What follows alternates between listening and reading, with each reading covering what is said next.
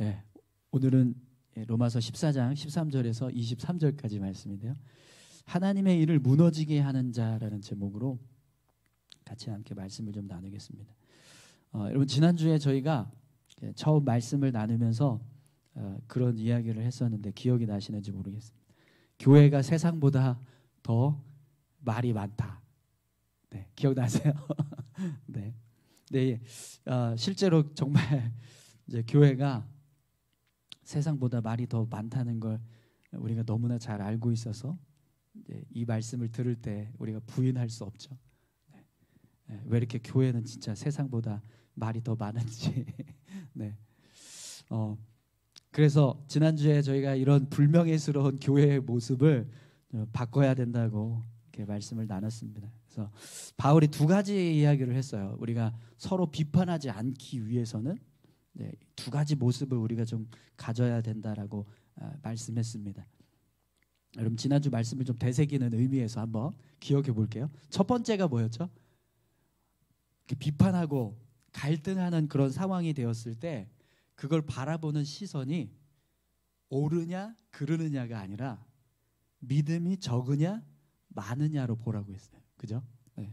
근데 우리가 늘 이렇게 상대방을 옳고 그름의 시선으로 보는 거예요. 그래서 나는 맞고 너는 틀리다.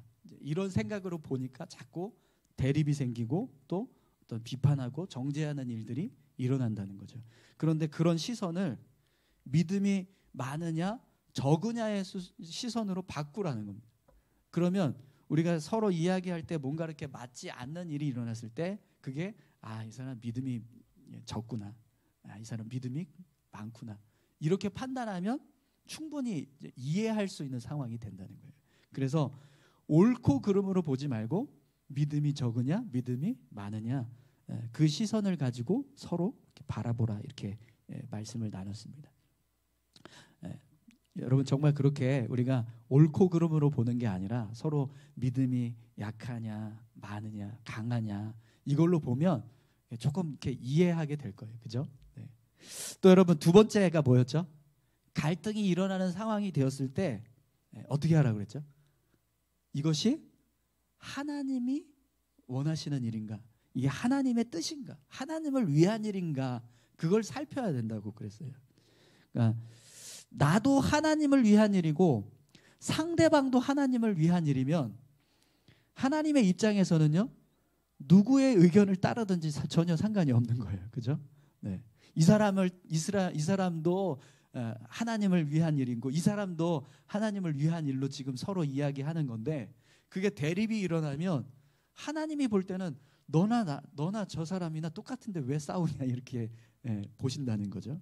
근데 우리가 다 나는 내 하나님의 일이고 너는 하나님의 일이 아닌 것처럼 그렇게 생각하면서 본다는 거예요. 근데 이것이 정말 하나님의 일인지를 살폈을 때 그게 정말 하나님의 일이라고 한다면, 이게 정말 내가 생명을 걸고 믿음을 지키고 신앙을 지켜야 하는 어떤 잘못된 일이다, 그러면 목숨 걸고 싸워야 되지만 그게 아니라면, 근데 대부분의 경우는 그런 일은 별로 없다는 거예요. 교회 안에서 대립이 일어나거나 다툼이 일어났을 때. 그렇기 때문에 하나님의 일인가를 보고, 만약에 그게 하나님의 일이라면 그냥 서로 이해해. 당신 뜻대로 하십시오. 그래도 상관없습니다. 이럴 수 있어야 된다는 거예요. 여러분, 정말 그렇지 않습니까? 네. 대립이 일어났을 때 그 대립 속에 이게 하나님의 일이에요. 둘 다. 그러면 어떤 사람을 선택하든 똑같이 하나님을 위해서 선택하는 결과가 되는 거예요. 그러면 하나님의 입장에서는요, 아무 상관이 없어요. 누구를 따르든. 그죠? 정말 그렇게 우리가 어떤 대립이 일어났을 때, 갈등이 일어났을 때 이것이 하나님의 일인가를 살피시는 저와 여러분들 다 되시기를 소망합니다. 또 한 가지 더 지난주에 말씀이 있었는데, 믿음이 적은 사람에 대한 문제, 그걸 어떻게 하라고 그랬죠? 하나님께 맡기라고 했어요. 하나님은 하나님의 백성을 성장시키시고 믿음을 세워가길 원하신다라고 했죠. 그렇기 때문에 우리가 믿음을 세우려고 막 애를 쓰려고 하지 않아도 하나님이 알아서 믿음이 적은 사람은 믿음이 강한 자로 세워주신다는 거예요. 그러니까 그걸 믿고 하나님께 맡겨라라는 겁니다. 네. 분명히 교회 안에서 어떤 믿음이 적어서 생기는 문제들은요, 그렇게 하나님께서 해결해 주실 줄 믿습니다. 네.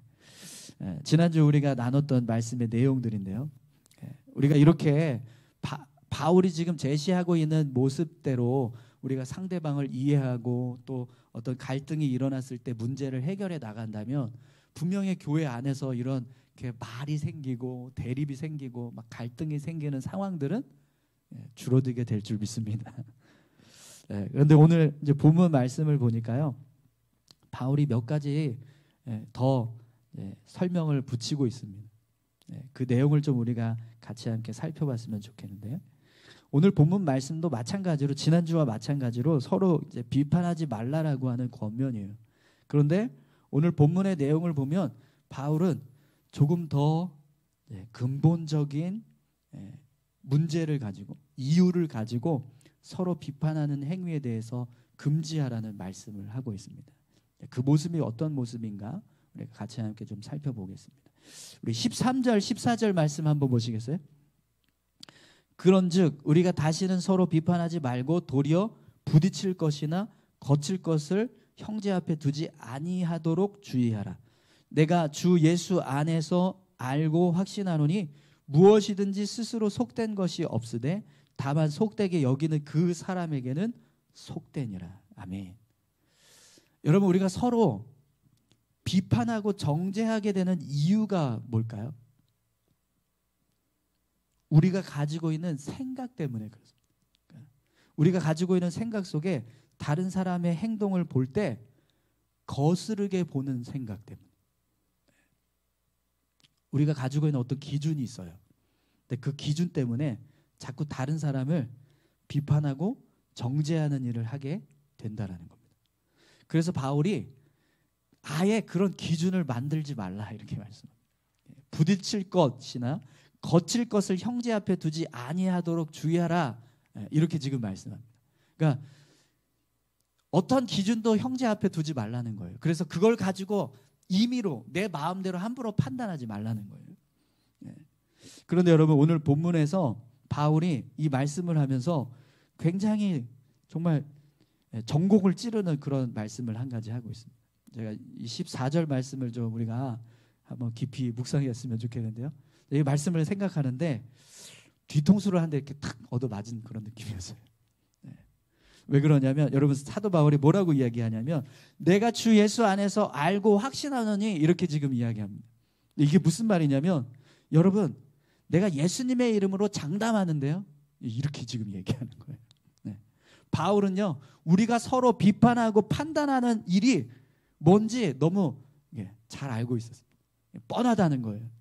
그게 뭐냐면 무엇이든지 스스로 속된 것이 없으되 다만 속되게 여기는 그 사람에게는 속되니라. 여러분, 이게 무슨 뜻일까요? 내가 볼 때는 전혀 속되지 않아요. 그런데 다른 사람이 볼 때 속되게 보는 사람한테는요, 속되다는 겁니다. 이게 무슨 말인지 이해가 안 되세요? 내가 속되게 보니까 속되다는 거예요. 속되지 않아요. 근데 내 시선 속에 속되게 보는 시선이 있다는 겁니다. 여러분, 속되게 보는 사람에게는요, 모든 게 다 속됩니다. 그렇지 않습니까?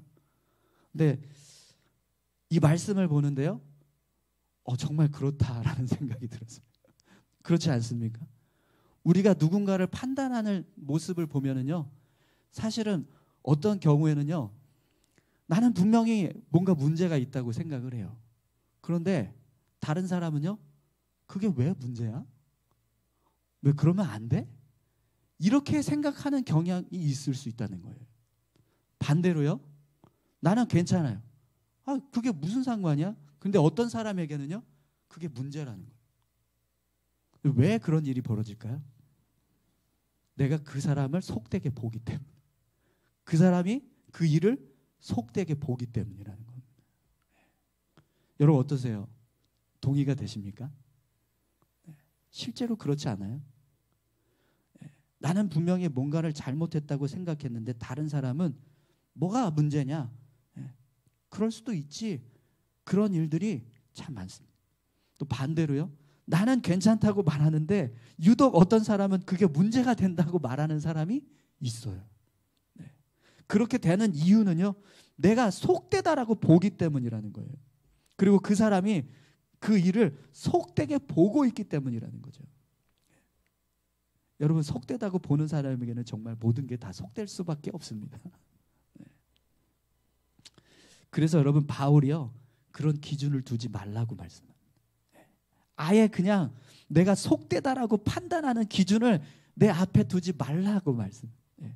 그래야지 우리가 속되다라고 평가하는 그런 일들을 하지 않게 된다는 겁니다.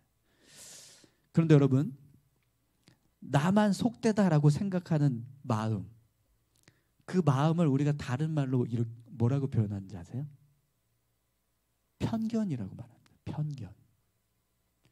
내가 다른 사람은 다 속되다라고 하지 않는데 나만 속되다라고 생각할 때 그 마음이 무슨 마음이냐면 편견에 사로잡혀 있는 마음이라는 거예요.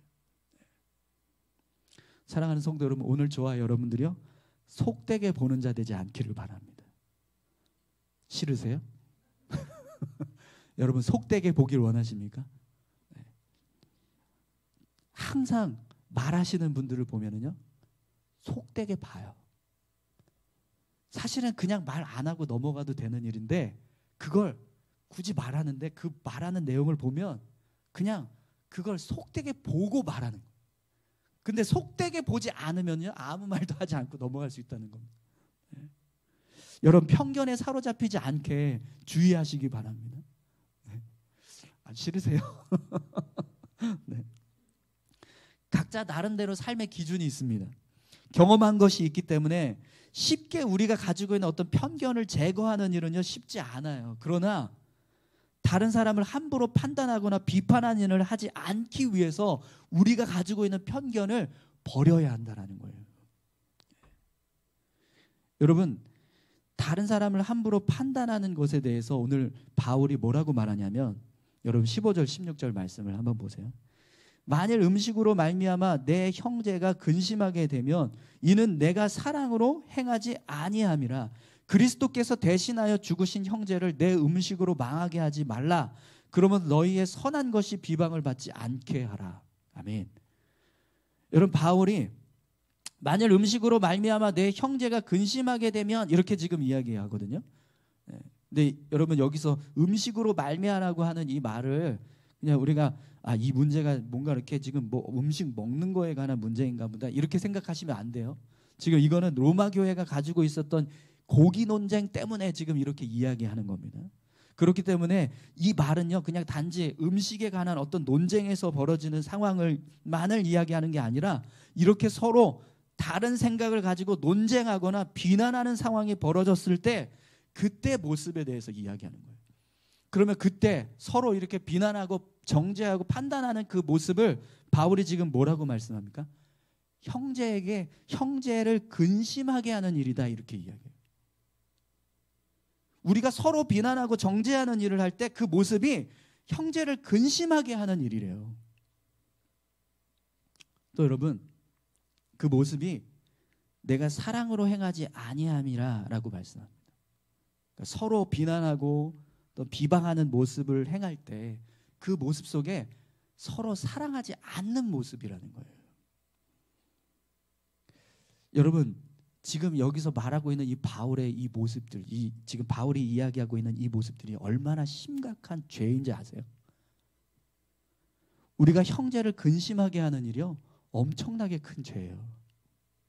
마태복음 18장 6절에 보면 이런 말씀이 있습니다. 누구든지 나를 믿는 이 작은 자 중에 하나를 실족하게 하면 차라리 연자맷돌이 그 목에 달려서 깊은 바다에 빠뜨려지는 것이 나으니라. 형제를 근심하게 하는 건요 목에다 연자맷돌을 걸고 바다에 던지는 것보다 더 악한 일이라고 말합니다. 이게 얼마나 큰 죄입니까? 그런데 우리가요 그런 죄를 너무 쉽게 관가한다는 거예요. 그냥 함부로 얘기한다는 거예요. 그냥 말해도 된다라고 생각한다는 거예요. 근데 그 말하는 것 자체 속에 어떤 모습이 되냐면 형제를 근심하는 일이 된다는 겁니다. 왜 우리가 비판하지 말아야 되는가? 왜 비방하고 정죄하는 일을 하지 말아야 되는가? 연자맷돌로 목에 달아서 형제를 바다에 던지는 것보다 더 악한 일이기 때문이라는 겁니다. 또 사도 바울이 뭐라고 얘기했죠? 내가 사랑으로 행하지 아니함이니, 이렇게 말씀해요. 여러분, 사랑으로 행하지 않는 이 모습이 얼마나 큰 죄인지 아세요? 고린도전서 13장 1절에서 3절에 보면 이렇게 말씀합니다. 내가 사람의 방언과 천사의 말을 할지라도 사랑이 없으면 소리나는 구리와 울리는 꽹과리가 되고, 내가 예언하는 능력이 있어 모든 비밀과 모든 지식을 알고 또 산을 옮길 만한 모든 믿음이 있을지라도 사랑이 없으면 아무것도 아니오. 내게 있는 모든 것으로 구제하고 내 몸을 불사르게 내어줄지라도 사랑이 없으면 내게 아무 유익이 없느니라. 사랑이 없는 모든 행위는요, 아무 유익이 없습니다. 내 몸을 불사르게 내어주는 일을 하는데도 그게 사랑이 없으면 아무 유익이 없대요. 그게 얼마나 큰 죄입니까? 사랑이 없는 모습은요, 하나님 앞에서 이 정도까지 아무 유익이 없는 죄된 모습이라는 거예요. 그런데 우리가 교회 안에서 그런 죄된 행위를요 아주 쉽게 해버립니다. 왜 그렇게 해? 왜 그런 식으로 해? 왜 그걸 하죠? 이렇게 말하는 일들을 함부로 이야기한다는 거예요. 사랑하는 성도 여러분, 함부로 말하지 마십시오. 그게 얼마나 큰 죄인지 우리가 알아야 합니다. 오늘 심지어 바울은요 뭐라고 말씀하냐면, 예수 그리스도께서 생명을 걸고 살려놓은 형제를 망하게 하는 일이라고 말합니다. 함부로 비난하고 정죄할 때, 함부로 비판하고 평가할 때 그 모습이 예수님께서 생명 걸고 살려놓은 사람을 망하게 하는 일을 한다는 겁니다. 여러분, 비판하는 일은요 진짜 무서운 죄입니다. 교회를 망하게 하는 일, 성도를 망하게 하는 일. 여러분 20절 말씀도 한번 보시겠어요? 음식으로 말미암아 하나님의 사업을 무너지게 하지 말라. 만물이 다 깨끗하되 꺼리낌으로 먹는 사람에게는요 악한 것이라. 아멘. 고기 논쟁으로 서로 비난하고 정죄하는 일을 하고 있는 그 모습이 사도 바울이 볼 때는요 하나님의 사업을 무너지게 하는 거라고 말씀합니다. 로마교회 성도들끼리 고기 먹어도 된다, 먹지 말아야 된다, 이거 가지고 싸운 그 모습을 보면서 너희가 서로 하나님의 사업을 무너지게 하고 있다, 이렇게 말씀하는 거예요. 여러분, 실제로 서로 비난하고 정죄하면서 싸우다가 교회가 두 쪽 나서 갈라지는 일들이 얼마나 많습니까? 그런데 오늘 본문에서 바울은요 그 모습을 하나님의 사업을 무너지게 하는 일이라고 말합니다. 어떤 성도가 하나님의 사업을 무너지게 하고 싶겠어요? 그죠? 정신이 온전한 성도라면 하나님의 사업을 무너지게 하는 일을 할 수 있겠습니까? 그죠? 내가 정말 예수 믿는 자라고 한다면 내가 행하는 일 때문에 교회가 무너지고 성도들이 떠나가야 되는 일이 벌어지고 있다라고 한다면 그것은 정말 믿음이 없는 거예요. 예수 믿는 자의 행동이라고 할 수 없는 겁니다. 그렇기 때문에 여러분, 정말 누군가에게 말하고 싶을 때, 정말 이거 정말 틀린 일이라고 말하고 싶고 잘못되었다라고 하고 싶을 때, 그때 한 가지를 생각하세요. 교회가 두 쪽이 나더라도, 성도들이 떠나가는 일이 있다 할지라도 그걸 감수하면서까지 바로잡아야 하는 심각한 문제인가? 그렇지 않으면 말하지 말라는 겁니다. 함부로 말하지 말라고 말씀합니다. 우리 교회 안에서 실제로 여러분 어떤 서로 이렇게 막 얼굴을 붉히면서 다퉈야 하는 그런 상황이 되었을 때요, 그걸 생각하십시오. 이게 진짜 십자가와 성령으로 이루신 교회를 분열시킬 만큼의 심각한 문제인가? 그게 아니라면 조용히 입을 닫으라는 겁니다. 네. 한국 교회가 가지고 있는 아주 아픈 상처가 하나 있습니다. 신사참배 문제. 신사참배를 하느냐 마느냐 때문에 과거에 많은 교회들이 고난을 당하고 또 교회가 문을 닫는 그런 일들이 있었습니다. 그런데 해방 후에도 이 신사참배 문제 때문에 한국 교회가 굉장히 큰 혼란을 겪었어요. 막 교회들끼리 서로 분열하고 다투고 싸우는 일들이 있었습니다. 그때 많은 교회들이 일제시대 때 신사참배를 한 교인과 그렇지 않은 교인 사이에서 갈등이 일어났어요. 주도권을 잡는. 너희가 교회냐? 너희가 그러고도 성도냐?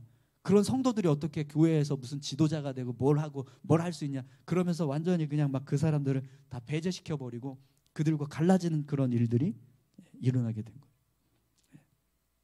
당시에는요, 이 문제가 너무 심각했습니다. 정말 심각한 문제라고 생각을 했어요. 그런데 세월이 지나고 나서 그 모습을 돌이켜 보니까 우리가 왜 그렇게 싸웠을까? 이렇게 부끄러워하는 목사님들이 있습니다. 2005년 4월 8일에 한국 복음주의 협의회 원래 조찬 기도회에서 충현교회 원로 목사님이셨던 김창희 목사님께서 이 문제를 놓고 공개 회개를 하시는 일이 있었어요. 그때 이 목사님이 뭐라고 말씀하셨냐면 1945년 해방 후 개신교는 일제시대 때 신사참배 문제를 놓고 장로교와 고려파로 분열했는데 이를 막지 못한 책임이 나에게 있습니다. 광복 직후 평양, 부산 등에서 몇몇 옥중 성도들이 모여 재건교회를 하면서 함부로 입을 열어 다른 사람들을 저주했습니다. 우리가 교만해지면서 판단력이 없어졌고 어두워졌고 사랑이 없어서 우리와 뜻이 다른 사람과는 밥도 같이 먹을 수 없다고 생각했습니다. 우리는 그들을 마귀당이라고 공격했습니다. 하늘나라는 회개한 자만 간다고 했습니다.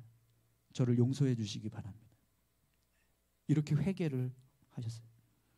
이 김창현 목사님은요, 자신이 행한 일이 그 당시만 하더라도 정말 생명을 걸어야 할 일이라고 생각을 하셨던 거예요. 그런데 지금 이제 세월이 지나고 나서 보니까 그게 아니었다는 겁니다. 왜 그렇게 했을까? 왜 그렇게 싸웠을까? 그냥 조금만 용서하고 조금만 이해해 줬어도 얼마든지 우리가 같이 연합해서 교회를 세울 수 있었을 텐데 왜 그땐 그렇게 옹졸하게 그들을 비난하고 정죄했을까? 그래서 그게 후회가 돼서 많은 목사님들 앞에서 회개하는 일을 하셨다는 거예요. 여러분, 분명 우리가 행하는 일들이 확신을 갖고 행하는 일이라고 할지라도요, 나중에 시간이 흘러서 그 모습을 뒤돌아보면 어리석었다라고 생각할 수 있는 일들이 너무 많다는 겁니다. 그렇기 때문에 여러분, 함부로 쉽게 비판하고 정죄하는 일을 해서는 안 될 줄로 믿습니다. 오늘 저와 여러분들이요, 하나님의 사업을 무너지게 하는 자 되지 않기를 소망합니다.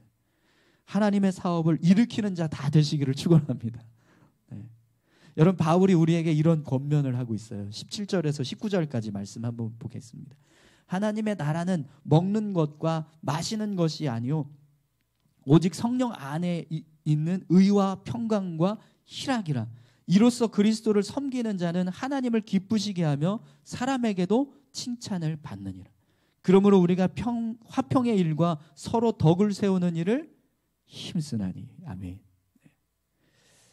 하나님의 나라는 먹는 것과 마시는 것이 아니요. 여러분, 지금 이 말씀도 아까 말씀드렸던 것처럼 이게 단순히 어떤 먹는 것에 국한되어 있는 걸 말씀하는 게 아니고 로마 교회가 가지고 있었던 고기 논쟁에 대해서 지금 이제 빗대어서 이야기하는 거예요. 그렇기 때문에 지금 이 말씀은 이런 의도를 이 의도를 생각해야 돼요. 왜 하나님의 나라가 먹는 것과 마시는 것이 아니오라고 하는 이 말씀을 하고 있는 의도가 뭔지를 우리가 생각해야 합니다. 여러분, 하나님의 나라는요, 세상에 속한 것들을 통해서 세워지지 않습니다. 아멘이신가요? 네. 하나님의 나라는 사람, 돈, 권력, 어떤 인간적인 방법, 그런 것들로 세워질 수 없습니다. 그럼 어떻게 세울 수 있을까요? 오직 성령 안에 있는 의와 평강과 희락으로 세우는 거예요. 사도 바울이 그리스도를 섬기는 자는 하나님을 기쁘시게 하며 사랑에게도 칭찬을 받느니라 라고 말씀하고 있습니다. 우리가 의와 평강과 희락으로 하나님의 나라를 세울 때 그 모습을 하나님이 기뻐하시고 사람들에게도 칭찬을 받게 된다고 말씀합니다. 여러분, 우리가 서로 의와 평강과 희락으로 교회를 세워갈 수 있기를 소망합니다. 오늘 본문에서 19절에 보면 우리가 화평의 일과 서로 덕을 세우는 일을 힘쓰나니 이렇게 말씀합니다. 서로 화평을 이루기 위해서 덕을 세우시기 바랍니다. 할렐루야. 네. 분명 여러분 하나님의 나라는요 이런 모습으로 세워져요. 근데 교회가 이런 모습을 잃어버리고 자꾸 어떤 인간적인 방법으로 세속적인 방법으로 교회를 세워가려고 힘쓰다 보면 결국 교회는요 더 무너지게 될 수밖에 없습니다. 오늘 저와 여러분들이 교회를 세우는 자 될 수 있기를 간절히 소망합니다. 그러기 위해서 여러분 서로 화평의 일로 덕을 세우기 위해서 힘쓰겠습니다. 우리 같이 한번 다짐해 보시겠어요? 화평의 일로 덕을 세우기 위해서 힘쓰겠습니다. 네, 할렐루야. 네, 이제 말씀을 좀 맺으려고 합니다.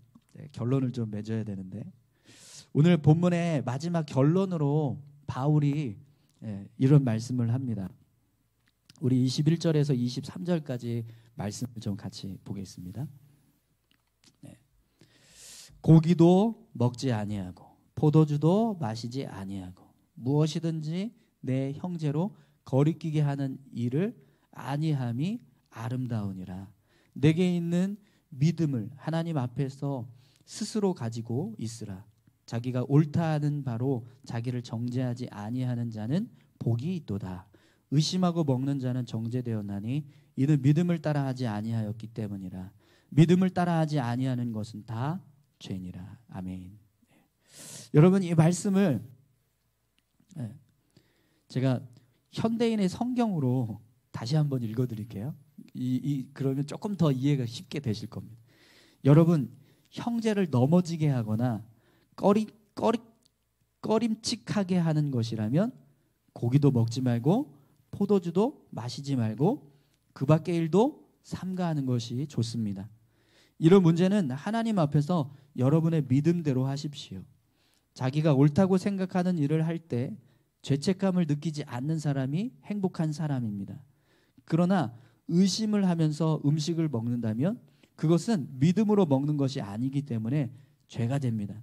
그러므로 믿음으로 하지 않는 것은 모두 죄입니다.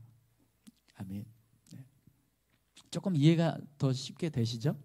근데 여러분 지금 이 말씀이 누구를 향해서 하는 말씀인지 아세요? 앞에서 계속 사도 바울이 이야기했던 말씀은요 비판하는 사람들을 향한 말씀이었어요. 비판하지 말라고 하는 말씀. 그런데 지금 이 말씀은 비판을 받게 될 사람을 향해서 하는 말씀이에요.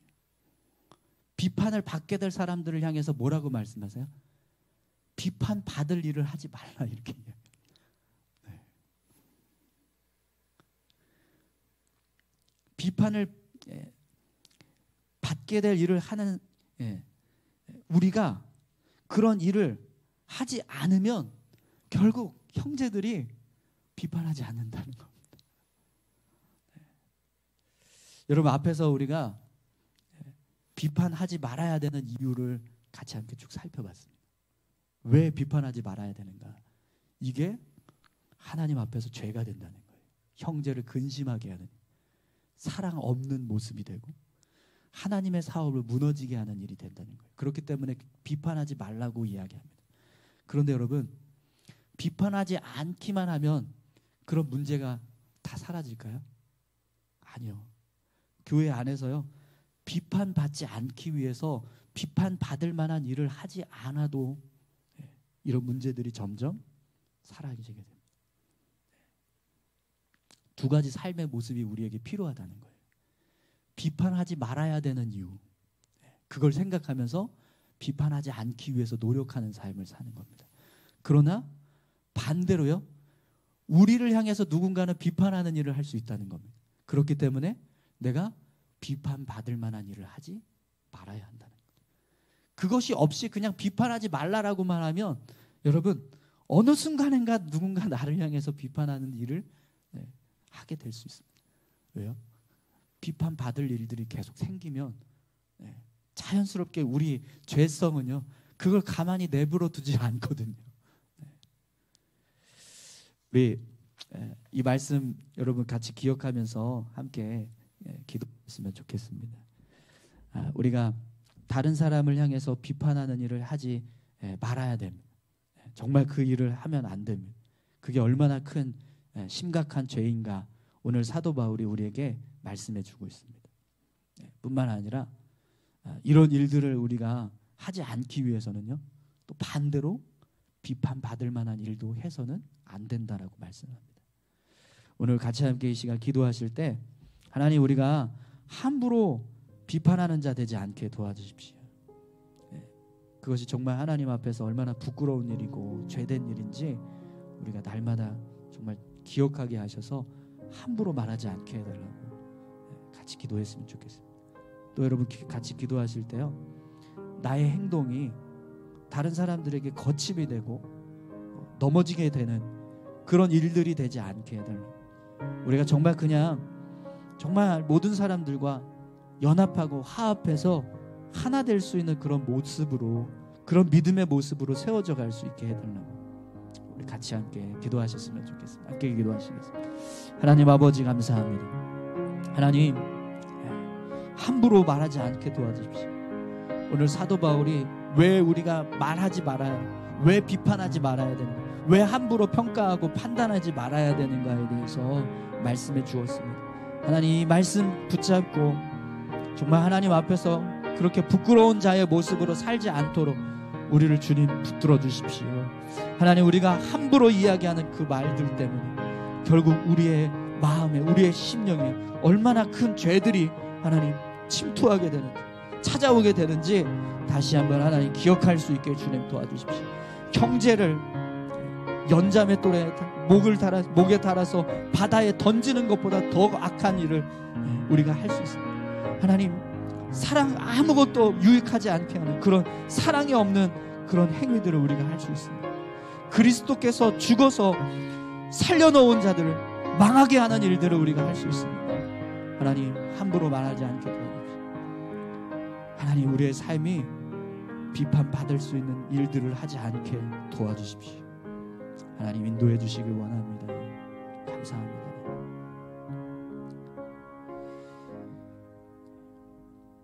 하나님 아버지, 교회가 정말 하나님 앞에서 의와 희락과 평강으로 세워져 갈 수 있기를 소망합니다. 함부로 다른 사람을 판단하고 정죄하고 평가하면서 이야기하는 모습, 그 모습이 얼마나 심각하고 큰 죄인지 오늘 사도 바울이 우리에게 말씀해 주었습니다. 하나님, 너무나 쉽게 다른 사람에 대해서 말할 때가 있습니다. 근데 그 말하는 행위가 얼마나 심각한 문제인지 우리가 깨달을 수 있게 도와주시옵소서. 그래서 아버지 하나님, 함부로 말하지 않게 도와주십시오. 사도 바울이 지난주에 말씀했던 것처럼 분명히 연약한 자들을 하나님께서 바로 잡아 주실 줄 믿습니다. 하나님께서 역사하셔서 새롭게 하실 줄 믿습니다. 그걸 믿고 우리가 함부로 이야기하지 않게 주님 도와주시옵소서. 하나님, 우리의 삶이 누군가에게 비판받을 수 있는 삶이 되지 않도록 하나님, 우리가 늘 깨어서 기도하며 살아가는 믿음의 삶을 살 수 있게 도와주시옵소서. 감사드립니다. 예수님의 이름으로 기도합니다. 아멘.